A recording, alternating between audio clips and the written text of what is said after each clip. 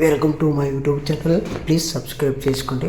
నేను చెప్పేది movie review చెప్తున్నా. VI review Telugu movie review చెప్తున్నా.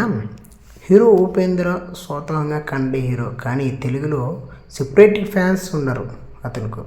ఎందుకంటే ఈయన సినిమాల్లో అలా ఉంటాయి. మరి 25 ఏళ్ళ క్రితమే ఉపేంద్ర లాంటి విచిత్రమైన మూవీస్ తీశారు. అప్పట్లో ఇవి జనాలకు అర్థం కాలేదు, కానీ ఈ మధ్యకాలంలో మాత్రం సూపర్ బంపర్ అని తెగ పొడుగుస్తున్నారు. అలాంటి ఉపేంద్ర చిన్నుల తర్వాత ఓ మూవీకి డైరెక్టర్ వహించాడు. దీంతో మూవీ లవర్స్ ఎగ్జైట్ అయ్యారు. తాజాగా థియేటర్ వచ్చిన ఈ మూవీ ఎలా ఉంది ఏంటివైనా రివ్యూలో చూద్దాం. ఉపేంద్ర డైరెక్టర్ వహించిన విఐ సినిమాలు థియేటర్లో రిలీజ్ అవుతుంది. ఇది చూసి జనాలు మెంటల్కి పోతున్నారు. మూవీ చూసినప్పుడు ఫోకస్ కుదిరినట్లు విధంగా ప్రకటిస్తున్నారు. ఫోకస్ కుదిరినట్లు మళ్ళీ మూవీ చూస్తుంటారు. ప్రముఖ రైటరు కిరణ్ ఆదర్శ్ మురళీ శర్మ థియేటర్ ఈ మూవీ పదే చూసినా సరే రివ్యూ రాలేకపోతున్నాడు. దీంతో ఈ స్టోరీ సగతి అంటే తెలియదు అని ఏకంగా డైరెక్టర్ ఉపేంద్ర ఇంటికి వెళుతాడు. అయితే రాసిన కథ సినిమాలో చూపించిన కథ వేరే ఉంది అని తెలుసుకుంటున్నారు. ఇతనికి ఉపేంద్ర రాసిన కథ ఏంటి, స్టోరీ శక్తి ఉపేంద్ర కలిగి భాగం ఎవరు అనేది తెలియదంటే ఈ మూవీ చూడాల్సిందే. మూవీ ఎలాగంటే సినిమాలో అంటే హీరోయిన్ పాటలు, ఫైట్స్, ట్విస్టులు, ట్రెండ్లు ఇలా అయిన జనర్ వంటి ఓ పర్ఫెక్ట్ ఉంటుంది. కానీ అలాంటి లేకుండా ఎవరైనా మూవీ తీసి ఇలా ఉంటుంది. సరిగా ఉపేంద్ర అది ఆలోచించాడు.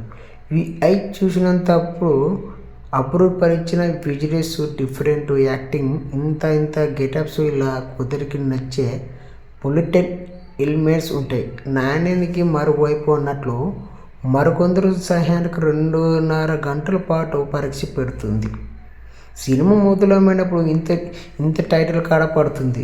మీరు తెలివైనలు అయితే థియేటర్ నుంచి వెళ్ళిపోండి, మూర్ఖులైతే చూడండి అని ఉంటుంది. దీన్ని బట్టి మూవీ ఎలా ఉండిపోతుంది. హిట్ ఇచ్చారు.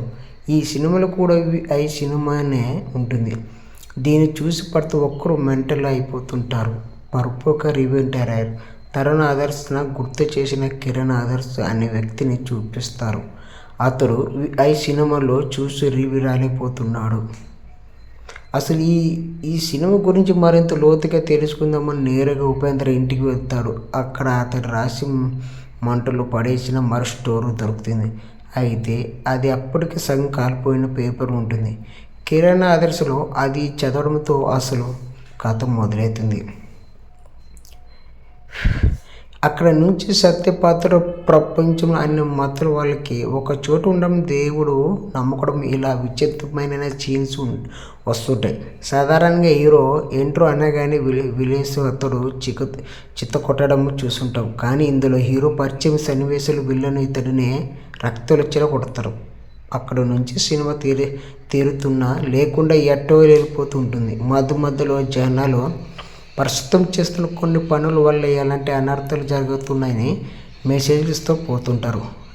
భూమి మీద తొలి జంట అడ్మైవిన దగ్గర నుంచి మొదలుపెట్టి భూమిని మనుషులు దోచుకోవడం, జాతి ధర్మం పేరు చెప్పి మనసులో నాయకులు చేసే రాజకీయం, ఇలా ఓటమి చాలానే వస్తుంటాయి. అక్కడక్కడ కాస్త నవ్వి తెప్పించే సీన్స్ ఉన్నప్పటికీ ప్రమోలను చెప్పినట్లు చాలా ఓపికగా చూసి తప్పితే ఈ మూవీ అర్థం కాదు. ఇంటర్వ్యూలో క్లైమాక్స్ కూడా మీరు అనుకున్న టైంకి రావు. అవి ఎప్పుడు వస్తాయో కూడా ఊహించడం కష్టమే. మీ కామం వల్ల పుట్టాడు, కానీ మీ కొడుకు కామం తప్ప ఏం చెప్తున్నారు. లైట్ స్టార్టర్కు సీన్ వస్తుంటే చూస్తున్నాయి. ఉపేంద్ర అంటే కాస్త డిఫరెంట్గా ఇందులో నటుడుగా ఆకట్టుకుంటాడు. డైరెక్టర్ ఆకట్టుకుంటాడు. అంటే సందమేలో హీరోయిన్ పాత్ర అసలు ఎందుకు కూడా తెలీదు. 3-4 సీన్లు ఉంటాయి అంతే. ఇతరు పాత్రల రవిశంకర్, అచ్యుత్, సాధు కోకిల్ లాంటి స్టార్ యాక్టర్స్ ఉన్నప్పటికీ ఒక్కరికి కూడా సరిగ్గా ఉపయోగించడం లేదు. మిగిలిన యాక్టర్స్ గురించి పెద్దగా చెప్పుకోవడం ఏం లేదు. టెన్షన్లు విషయాలకు వస్తే రైటర్ అండ్ డైరెక్టర్ ఉపేద గురించి చెప్పుకోవాలి. ప్రస్తుత సమాజంలో జరుగుతున్న చాలా సమస్యలు సైటరకంగా ఒక మూవీ తీద్దాం అనుకున్నాడు. దాన్ని సైకలాజిగా కన్స్టెల్గా మూడు పెట్టి వైదికంగా ప్రేక్షకులు చూపిద్దాం అనుకున్నాడు. తీసి చూపించాడు కూడా. కాకపోతే అది జనాలకు నచ్చుతుందో లేదు అనేది పెద్ద చుట్టు మార్గం. బ్యాక్గ్రౌండ్ మ్యూజిక్ పర్లేదు, బాగుంది. అరెస్ట్ డిపార్ట్మెంట్ చాలా కష్టపడు అసలు ఎప్పుడు చూడాలని ఓ వింత ప్రపంచాన్ని సృష్టించారు. టైటిల్స్ పడిన దగ్గర నుంచి చివరికి సినిమాటోగ్రఫీకి వైదాగా సినిమాగ్రఫీస్ మాత్రం అక్కడక్కడ తెలిపోయింది. వైరల్గా చూసి సినిమా కొంచెం కొత్తగా విధంగా ఉంటుంది. ప్లీజ్ మీరు కూడా చూడండి. అంతలోపు మా ఛానల్ సబ్స్క్రైబ్ చేయండి ప్లీజ్.